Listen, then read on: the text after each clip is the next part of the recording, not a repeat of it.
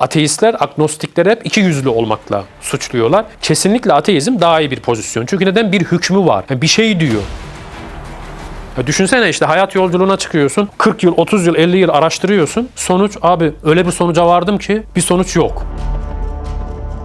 Hatta yeni ateistlerden meşhur birisi işte Richard Dawkins'in böyle bir örneği var. İşte Satürn'ün halkalar arasında bir çaydanlık gibi tırnak içinde haşa. Tanrı'ya böyle bir konum veriyor. Başka ateist felsefeciler de buna gülüyor. Diyor ki ya varsaydığın çaydanlık Jüpiter'deyse ya da işte o söylediğin Tanrı ya da Jüpiter'de dağ yaratıyorsa mesela. Bu çok antropomorfik yani insancı yaklaşımlar ama buradan şuraya gidiyoruz. Yani bir şeyi inkar ettiğinde o inkar ettiğin şeyi ispat etmek zaman ve mekan sınırsız olduğunda imkansız.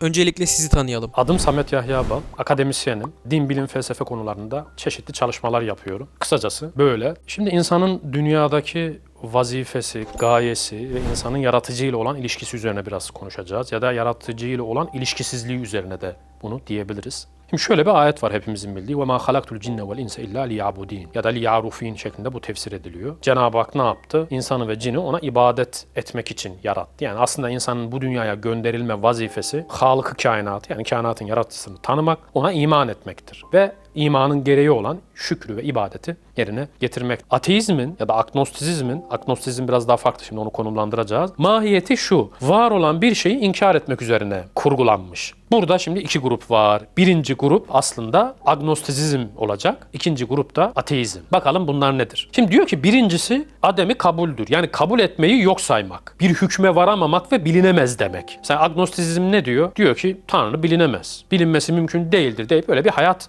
yaşıyor. Diyor ki yalnız ispatı tasdik etmez bu. Yani yaratıcının varlığını sürekli şüpheli görür ve ispatı tasdik etmez. Sürekli bilinemez, bilemeyiz. Yani bu zaten başlı başına bir retorik, giriş cümlesi. Biz Tanrı'yı bilemeyiz. Ya nereden biliyorsun bilemeyeceğimizi? Sen zaten bilemeyiz dediğinde başlangıçta dogmatik bir tavırla a priori olarak bir cümleyi kabul etmiş oluyorsun. Bir inanç cümlesiyle başlıyorsun. Ve diyorsun ki inançlar kötü. Tanrı'nın bilinemeyeceğini sana kim söyledi? Bilinebileceğini söyleyenlerin bu sefer hepsinin düşüncelerini bu konuda egale etmen lazım. Yani burada ademi kabul, yani kabul etmeyi yok saymak ve agnostizm bilinemez demek, bilinebilirliğini inkar etmek. Diyor ki yani Tanrı olsa bile diyor böyle bir şey bilinemez. Tanrı'nın varlığı. Bu ise bir cehildir. Yani bu bir cehalet çeşididir. Bir hükümsüzlüktür. Yani bir hüküm kolaydır. Çünkü niye? Ya kardeşim bu bilinemez.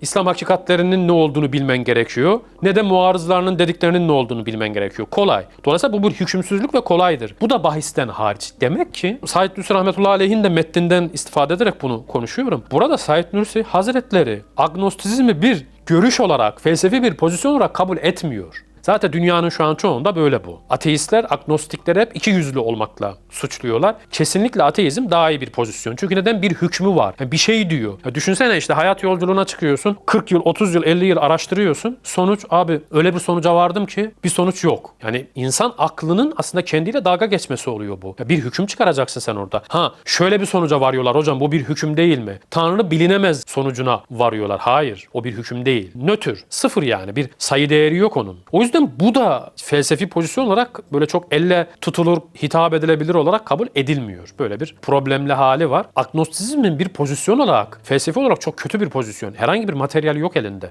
Yani herhangi bir şey sunmuyor. Yani mesela Tanrı niye bilinemez? Bir kere zaten bir Tanrı'nın bilinemeyecek şekilde bir Tanrı olması ve kulları tarafından, bu arada Tanrı bunu yapabilirdi istese. Yani yaratıcı kullara asla onu bilemesin isteyebilirdi. Ama kullarını yaratıp kendisini bildirmek isteyen bir Tanrı için, İslam'ın Tanrısı, böyle bir Tanrı tasavvuru açısından bilinemezcilik aslında Tanrı'nın sıfatlarını ve tanrısal özelliklerini de aşağı çekiyor. Ne demek yani? Ya Tanrı öyle bir Tanrı ki bilinemiyor. Kendini bildirmek istediğinde bilinemez mi? Evet Allah bize kendini bildirmek istemese biz onu bilebilir miyiz? Bilemeyiz. Mesela peygamberleri gönderip hakkıyla anlatmasa biz bilebilir miydik hakkıyla? Bilemezdik. Aklımızda bir yere kadar bilebilirdik. Bu da bize gösteriyor ki Tanrı kendi hakkında ben bilinemem kısmından aciz olmadığı gibi öyle olursa aciz olur. Dolayısıyla bundan da münezzehtir. Yani bilinemezlikten münezzehtir. Burada aslında biraz da mesele deizme doğru kayıyor. Peki ikinci pozisyon ne? Bu kabul adem. Yani yokluğu kabul etmek. Tanrı yok. Bu artık bir pozisyon haline geliyor.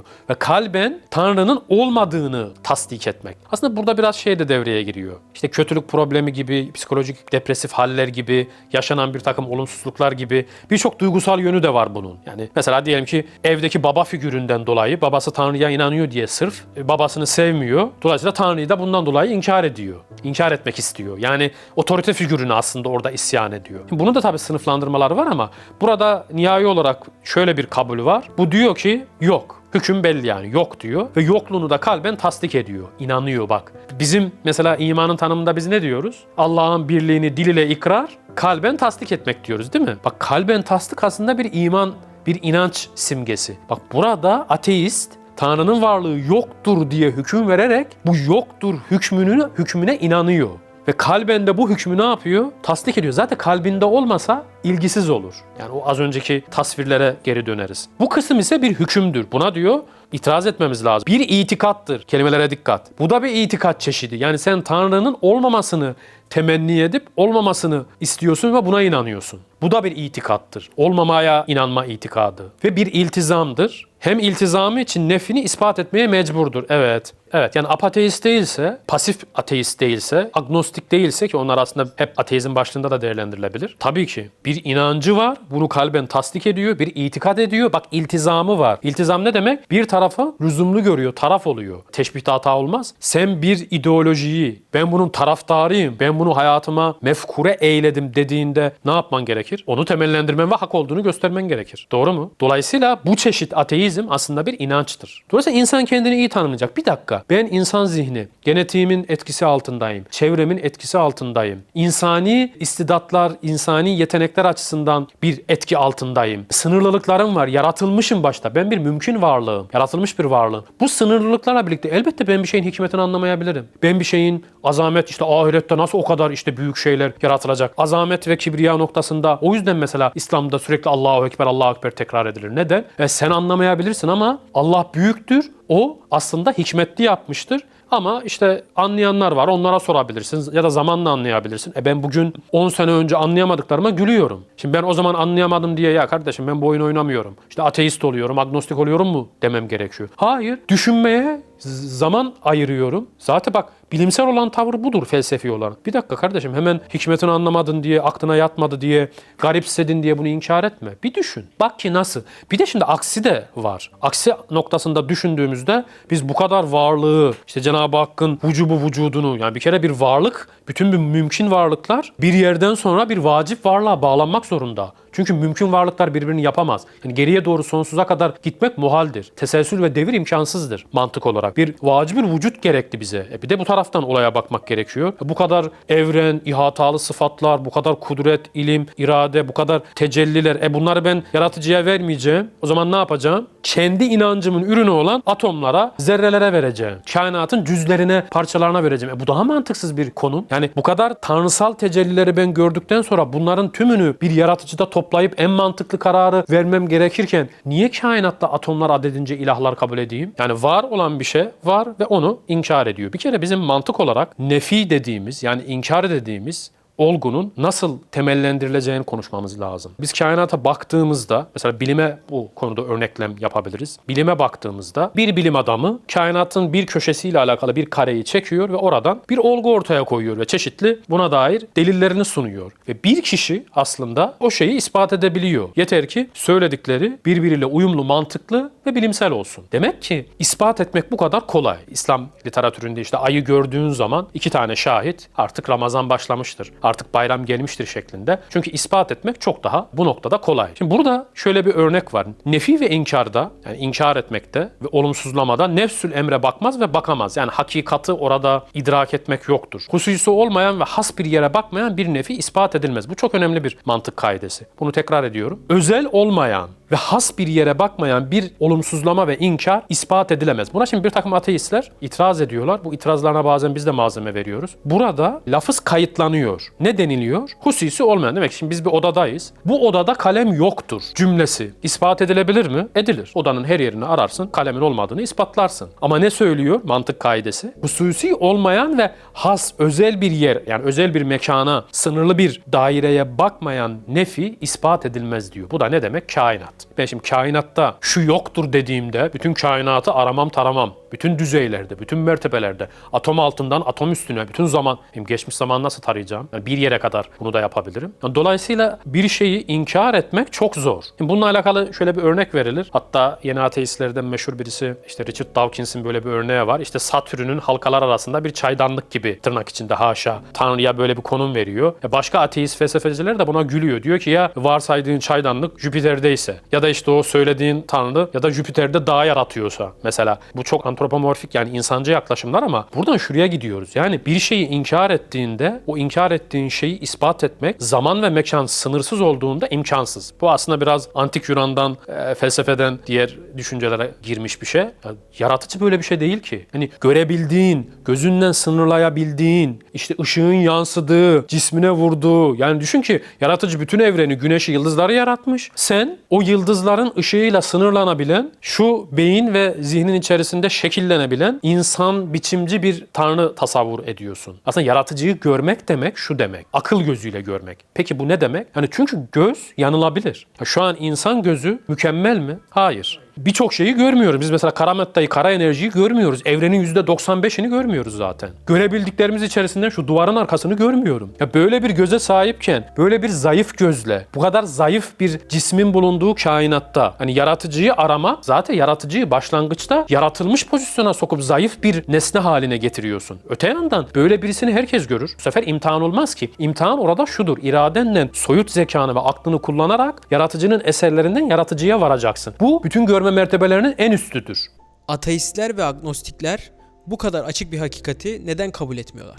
Evet, bu tabii çok maddeli bir konu. Bunun bir psikolojik sebepleri var. Mesela Darwin'in agnostik olma hikayesinde şey var. İşte küçük kızı var 10 yaşında. O böbrek hastalığı oluyor, bir hastalık oluyor, vefat ediyor. Ona çok üzülüyor. Hani Tanrı bunu benden neden aldı deyip küsüyor. Ya zaten Tanrı, eğer sen hani tabii o Hristiyan, başka inançlarda tabii farklı sorunlar da var. Zaten mesela bizim inancımızda Cenab-ı Hak bize Bakara suresinde ben sizi diyor meyvelerinizle, evlatlarınızla, ürünlerinizle imtihan edeceğim. Bu zaten insanın Tanrı'ya sadakatinin, iradesini doğru kullanıp kullanamadığının temel göstergesi. Mesela işte kaplan yiyor bir arkadaşını safari gezisinde Darwin'in. O da bir perçinliyor bu konuyu ve o kötülük meselesinden bak mesela bu duygusal bir sapış. Bir kere bir duygusal ve psikolojik bir, az önce örnek verdiğim baba figüründen dolayı ateist olmak duygusal, yine psikolojik bir sapış. Bir de bunun popüler yönü var. Mesela halk arasında popüler olduğu için o vay be bu. Şimdi az ya bunlar. Az olduğu için şimdi sürekli de isim değiştiriyor, fark ediyorsunuz. İşte artık ben apateistim diyenler başladı. Bir sürü teistlik çıktı. Aslında teist olmakta da bir şeye inanıyor esasında ama bir sürü şeyler ortaya çıkıyor. Bakıyorsun hepsinde böyle farklı görünme çabası da var. Üçüncüsü işte o kendi toplumunda sosyolojik baskıdan dolayı aşağılanıyor inanç. İnançlı kimseler, o arkadaş grubunda falan. Yine bilimin böyle bir baskısı var. Üstten ateist, naturalist bilimin böyle bir baskısı var. Bu sebeplerden dolayı zaten bir buna kayma söz konusu oluyor. Ama en önemlisi şu, küfür zaten bir perdedir. Hani şu güneş camdan içeri giriyor ya, şöyle perdeyi bir çekersin. Senin için bütün varlar yok olur. Odan karanlık olur. Bütün alem zulümatla, karanlıkla, hiçlikle dolu olur. Bu kadar kolaydır. Yani aslında imanla küfür arasındaki perde çok tentenelidir. Perde gibi arkasını gösteren ama o niyetle birlikte hemen güneşliği çektirir ona, engel olur ışığın girmesine. Dolayısıyla bir imtihan gereği olarak bu var. Bak buradaki irade delili bile yaratıcının varlığını gösteriyor. Yani o kişi bütün bunlara rağmen demek ki serbest hareket edebiliyor. Bütün bu delillere rağmen bir tercihte bulunabiliyor. Bu da bir iradesi olduğunu. İrade bilimsel mi? İrade atomsal mı? Hayır. Bunu gösterebiliyor. Dolayısıyla küfrün, inkarın, ateizmin, agnostizmin birçok sebebi var. Ama temelde basit mantık hataları yaparak, basitçe bir örtme hareketiyle hakikatin üstünü örtüyorlar. Bugün gündüzü inkar eden bir adam da bulursun. Gece adamıdır, leylidir, hiç gündüz görmemiştir. Gündüzü görmek de istemiyordur. Dolayısıyla inkar edebilir. Yani inkar edilen şey ne kadar güçlü olursa olsun o bir şekilde onu inkar eden birisi bulunabilir. Çünkü inkar etmek kolaydır. Yok deyip geçecek. Kolay olduğu için ve az önce saydığımız sebeplerden dolayı yaygın. Bir de tabii bilgi eksikliğinden. Onu da unutmayalım. Cehalet, küfrün temel doğrucularından birisidir.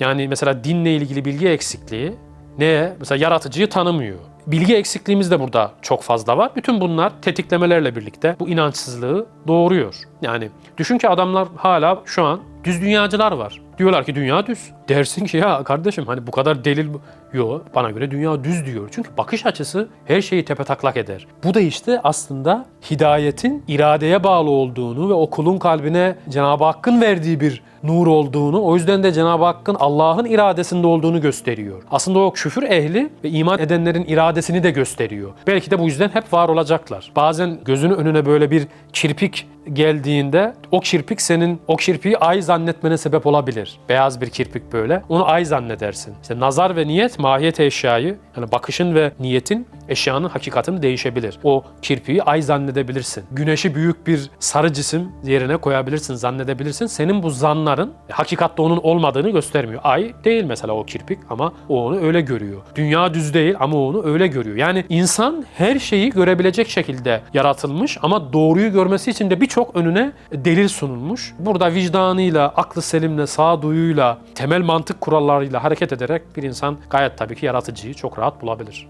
Bilim adamları yaptıkları çalışmalara rağmen bu kadar açık bir hakikati neden göremiyorlar?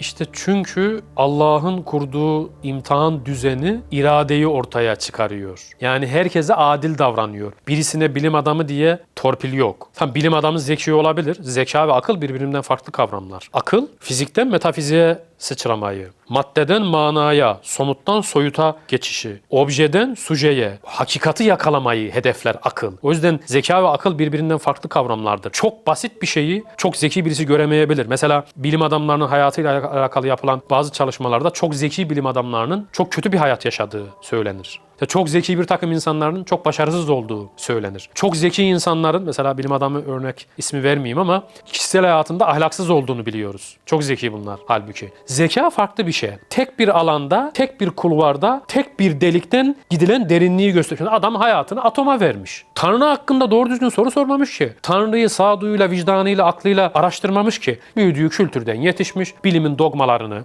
tırnak içinde, dogma olan taraflarını yüceltmiş ve bir hakikat arayışına hiç girmemiş. Yani yaratıcı ona müdahale edip, ya kardeşim sen bu kadar zeki adamsın, hakikat arayışına gir deyip onu o yola sevk etse bu sefer adil olmaktan çıkar. Dolayısıyla orada her ne kadar mesele basit de olsa bizim içinde bulunduğumuz konum, duygu durumu, yaptığımız çalışmalar bazen bir şeyde boğulabiliyoruz. Yani bir atomun içine düşüp hayat boyu oradan çıkamayabiliyoruz. Adam mesela bir nesnenin içine düşüyor ki hayatında herkesin içine düştüğü nesneler farklı farklıdır. Sorgulayamıyor. O hakikat arayışına gidemiyor. Bir kısmı başka endişelerden kınanırım diye. İşte bir kısmı teklif gelir, bana sorumluluk biner diye kabul etmiyor. Birçok sebebi var yani. Basit ama görmek için yine de bir akletmek faaliyeti. Dolayısıyla akletmiyorlar. Ben o yüzden inkar edenlerin soyut zekasının, bu fizikten metafiziğe olan sıçramalarının çok düşük olduğunu, bu noktadan Kur'an-ı Kerim onlara hafif akıllı diyor. Sefih. Yani sefih ne demek? Bu kadar sanatı buradan sıçrama yaparak göremiyorsun. Bununla alakalı örnek vereyim. Şimdi şöyle bir nokta var. Şimdi evrene, kainata bakıyorsun, değil mi? Esasında bir noktadan iradenle pencere açıp yaratıcıyı bulabilirsin. Birçok ayet var, birçok delil var bizi ona götürecek. İşte bu son zamanlarda bir takım bilim dalları gelişti. Onlardan birbirine yakın anlamlarda olan şöyle iki tane bilim dalı var. Biyomimikri ve biyomimetik. Bunlar doğadaki bir takım olgulardan, tasarımlardan yola çıkarak insan teknolojisini geliştirmeyi hedefliyorlar. Bunun bir sürü örneği var. Şimdi bir tane örnek vereceğim. Aklı selimle bütün bu saydığımız engellerden azade olarak biz yaklaştığımızda evrene, evren bize zaten hakikati gösteriyor. Ama bu iradeyi göstermemiz lazım. Japonya'da meşhur bir tren firmasının şef mühendisi, bunun haberleri de var, bakabilirler. Çok hızlı giden bir tren yapıyor. Bu tren tünele girdikten ve çıktıktan sonra sonik patlama yapıyor. Bu sonik patlamadan dolayı da sakinler tabii rahatsız oluyor ve hani buna bir teknolojik, mühendislik çözüm bulmak zorunda kendini hissediyor. Bir doğa gözlemcisi arkadaşıyla kafede otururken bir gün diyor ki ya böyle hayvanlar aleminde bir ortamdan bir ortama girip bu işi çok sessiz, ustalıkla yapan bir canlı biliyor musun? O da hemen yalı çapkını kuşunu örnek veriyor. Diyor ki yalı çapkını şöyledir, işte havadan girer. Çok en az titreşimle girmesi lazımdır ki avını yakalayıp çıkabilsin diye. Bu hayvan üzerinden hareket ediyorlar. Bu arada bir biyomimetri örneğidir. Yani biyomimetri, biyolojiyi taklit etmek demek. O yalı çapkını kuşunun suya giriş anı neresi? Gagasıyla oluyor. Trenin şeklini o gagası şeklinde yapıyorlar. Ses kayboluyor. Tüneldeki sonik patlama kayboluyor. Elektrik tasarrufu %15 artıyor trenin. Bak sadece gagasını ve trenin hızı %10 artıyor. Ya mühendislik var olandan çok çok daha öteye gidiyor. Şimdi sen bunu doğadan kopyalıyorsun. Orijinalini yapmamış diyorsun birisi. Sen taklidini yapmışsın. Taklidini birisi yapmış diyorsun. Ve hala bak bunu gördüğü halde bunu evrime veriyor adam. Bilim adamı diyorsun ya hani bilim adamları niye görmüyor? Çünkü bakış açısını değiştirmiyor. Orada o tasarımı gördüğü, o mühendisliği gördüğü halde bir şekilde olmuştur deyip sathi nazarla, yüzeysel nazarla onun üstünü örtüyor. Tam bu yüzeysel nazarın işte Kur'an'daki karşılığı sefi, akıl hafifliği. Çünkü niye orada bağlantı kurmak istemiyor? Oraya odaklanmıyor. Odağında ne var? Ya benim trenim işi yapıyor mu istediğim işi? Halbuki o tarafa odaklansa bir dakika ya ben buradan kopya çektim. Orada kusursuz hali var. Atomlar, zerreler, yalı çapkını kuşu benden zeki olamayacağına göre ben onu oradan kopyaladım. En mükemmel tasarım orada. Demek ki bunun bir tasarımcısı var demesi gerekirdi. Eşhedü en la ilahe illallah. Yalı çapkını kuşu üzerinden şahitlik ederim ki muhakkak ki bir yaratan vardır demesi gerekir. Ama işte imtihan gereği olarak o diğer şeyler de mucizevi bir şekilde onda yani adım atacak. Adım atması gerekiyor. İmtihanın temel sırrı bilim değil, bilmek değil. Adım atmak ya. Bilmeye dair, akletmeye dair bir adım atacaksın ve oradan sonuca gideceksin. Bu noktada o yüzden köydeki, yayladaki domates üzerinde hikmeti okuyan bir teyze atomun içerisinde boğulup okuma yazma bilmeyen bir profesörden daha alimdir. Yani demek ki küfrün, inkarın mahiyeti var olana sadece perde çekmekten ve doğal olanın aksini yapmaktan kaynaklanan bir sapma diyebiliriz yani bütün inkar çeşitlerine. Peki Allah'ın varlığını ispat edebilir miyiz? Tabii ki literatürde ispatı vacip diye bir başlık var bizim. Yani vacibi ispat etmek. Yani varlığı zorunlu olan o Allah'ın ispatı demektir bu. Buna dair binlerce ispatı vacip yani yaratıcının varlığını ispat eden deliller var. Elbette ki ispat edebiliriz. Az önceki verdiğim fizik örnekte varlığa bakarak intizamına, gayeli oluşuna, bir kere var oluşuna bu tabii ayrı bir konu ama birkaç tane örnek serpiştirelim. Mesela ontolojik delil. Varlık neden var? Bak varlık neden var sorusunun en basit, en kolay cevabı var olan birisinden geldiği için varlık var. Çünkü yokluktan varlık çıkmaz. İntizam ve gaye delili. Mesela hassas ayar evrende neden var? Evren neden insanın keşfedebileceği bir şekilde yapılmış? İnsanlar mesela bilimsel keşiflerine neden güveniyorlar? Bu da bir inanç. İnsanda bunun nasıl bir karşılığı var? İşte hassas ayar dediğimiz o delilde evrenin başlangıç koşulları saniyenin milyonda milyarda birlik kısmında farklı olsa, o olduğundan farklı olsa evren bugünkü haliyle söz konusu olmuyor. Buna dair ispat-ı vacip literatüründe birçok delil var. Yani az önceki fizikçinin ortaya koyduğu teoriler gibi Allah vardır, Allah ispat edilebilir diyen kişinin de tonlarca delili var aslında. Bu tabii ayrı bir konu ama böyle bazı ispatla işte ihtira delili var, imkan delili var, hudus delili var, gaye delili var, hikmet delili var. O kadar teleolojik delil var, kozmolojik argüman var. İşte hassas ayarın türleri var, insancıl ilke delili var. Çok fazla delil var literatürde.